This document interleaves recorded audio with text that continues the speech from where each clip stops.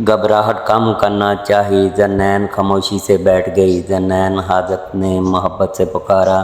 ज़न्नैन मैं वादा करता हूँ सारी दुनिया की खुशियाँ तुम्हारे कदमों में रख दूँगा। कभी तुम्हारी आँख में मेरी वजह से कोई आंसू नहीं आएगा। मैं तुमसे अपनी आखिरी सांस तक वफा निभाऊँगा। हाजत का मैं बोल रहा था। ज़न्नैन खुद को खुशकिस्मत तस्वर कर रही थी। कब सोचा था कि हाजत जैसा मुखलस शख्स ज़िंदगी में आएगा। उसने नज़र उठाकर हाजत को देखा। इज़्ज़त व एहतराम, मोहब्बत व अक़ीदत सब कुछ था इसकी निगाह में। एक चूंटी ने हाजत के हाथ पर काटा था। वो माजी की दुनिया से बाहर हाल में आया। इसने अपनी जेब से मोबाइल निकाला और निकाह की तस्वीरें देखने लगा। वो कब से जाए नमाज पर बैठी आंसू बहा रही थी। आज हमीद का कत्ल हुए 1 महीना हो चुका था। अल्लाह जी, आप तो जानते हैं ना मेरे बाबा कितने अच्छे थे। उन्होंने तो कभी किसी के साथ बुरा नहीं किया।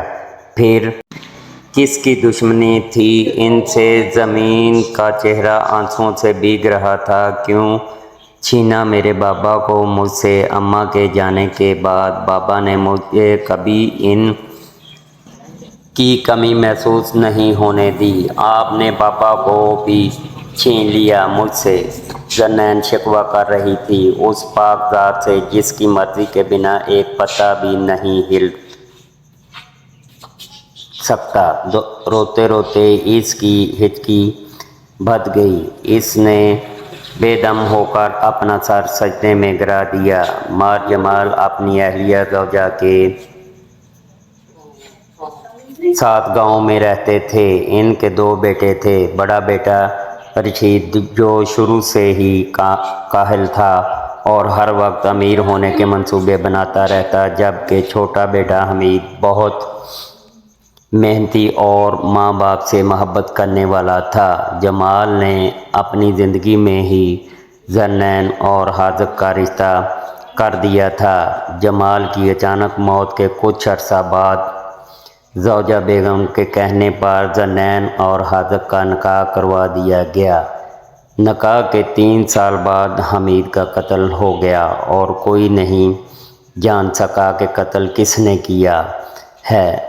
ज़न्नैन बीमार रहने लगी थी। ज़ौजा बेगम का हाल भी कुछ ठीक ना था। पहले शौहर की मौत का सदमा और अब जवान बेटे की मौत ने कलेजे को चीर कर रख दिया था। वो चाहती थी कि जल्द अज जल्द ज़न्नैन की रुखसती कर दी जाए ताकि वो इस गम से निकल जाए। अम्मा जान, मैं ज़न्नैन की रुखसती चाहता हूँ। हाजत ज़ौजा बेगम से मुलाकात करने आया था। ज़ौजा बेगम ने हाजत को मोहब्बत भरी नज़रों से देखा। वो कहीं से भी रशीद की औलाद नहीं लगता था। अम्मा जान, मैं कुछ कह रहा हूँ आपसे। उसने लाड से अपना सर ज़ौजा की गोद में रख दिया। हाँ मेरी जान, मैं सुन रही हूँ। मैं भी यही चाहती हूँ। हमीद के मौत के बाद ज़न्नैन पहले से ज़्यादा खुद में सिमट गई है।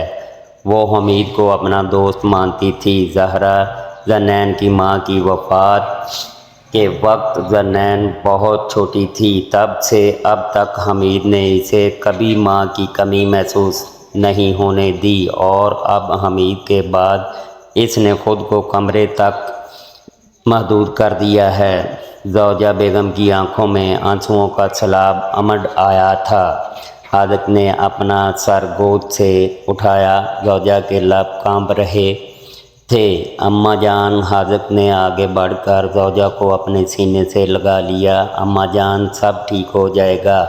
मैं ज़न्नैन को बहुत खुश रखूँगा इंशाअल्लाह। हाजत ने ज़ौजा के आंसू साफ किए। हाँ मेरे बच्चे, मैं जानती हूँ तभी तो तुम्हारे दादा जान ये फैसला किया था कि तुम दोनों को जीवन साथी बना दिया जाए। ज़ौजा ने मुस्कुरा कर कहा, अम्मा जान, मुझे आपसे कुछ बात करनी थी। आदब को सुबह वाली बात याद आ गई थी।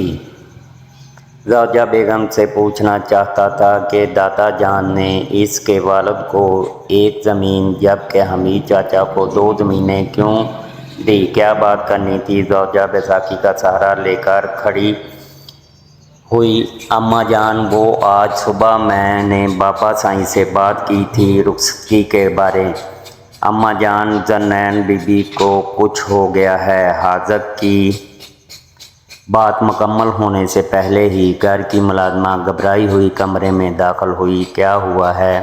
ذرنین کو حاجت نے پریشانی سے پوچھا اور اماں جان کو بازو سے تھام کر کمرے سے باہر نکالا۔ وہ صاحب جی، میں ان کے کمرے میں کھانا لے کر گئی تھی۔ وہ جائے نماز پر بے ہوش پڑی تھی۔ ملازمہ نے گھبرائے ہوئے جواب دیا، حاجت میرے بچے مجھے ذرنین کے پاس لے چل۔ زوجہ مدھم آواز میں بولی، جی اماں جان۔ حاجت زوجہ کو سہارا دیتا ذرنین کے کمرے کی جانب چل دیا۔